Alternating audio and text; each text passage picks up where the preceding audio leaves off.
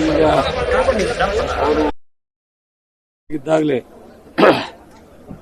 ನಮ್ಮ ಹೊಸ ನಿಶ್ಚಲಾನಂದ ಸ್ವಾಮೀಜಿಯವ್ರನ್ನ ಜವಾಬ್ದಾರಿಯನ್ನು ಕೊಟ್ಟು ಇದು ನನ್ನ ಕಾಲಕ್ಕೆ ಅಂತ್ಯ ಆಗಬಾರ್ದು ಅನ್ನೋದನ್ನ ಅವರು ಆಲೋಚನೆ ಮಾಡಿ ಮುಂದೆ ಈ ಕ್ಷೇತ್ರ ಒಂದಷ್ಟು ಬೆಳಿಬೇಕು ಅಂತ.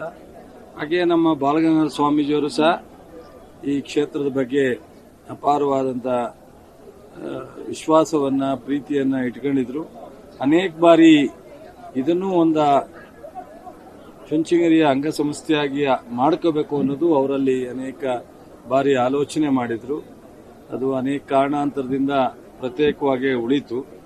ಇವತ್ತಿನ ನಿರ್ಮಾಣ ಸ್ವಾಮೀಜಿಯವರು ಸಹ ಅವತ್ತಿನ ಬಾಲಗಂಗಾಧರ ಸ್ವಾಮೀಜಿಯವರು ಏನು ವಿಶ್ವಾಸ ಇಟ್ಟಿದ್ರೋ ಅದೇ ವಿಶ್ವಾಸದಲ್ಲಿ ಚಂದ್ರಶೇಖರನಾಥ್ ಸ್ವಾಮೀಜಿಯವರಿಗೆ ಏನೆಲ್ಲ ಚುಂಚನಗಿರಿ ಒಂದು ಪೀಠದಿಂದ ಗೌರವ ಸಲ್ಲಬೇಕೋ, ಅವರಿಗೆ ಪ್ರೀತಿ ವಿಶ್ವಾಸ ತೋರಿಸಬೇಕು, ಅದನ್ನ ಮಾಡ್ಕೊಂಬಂದಿದ್ರು.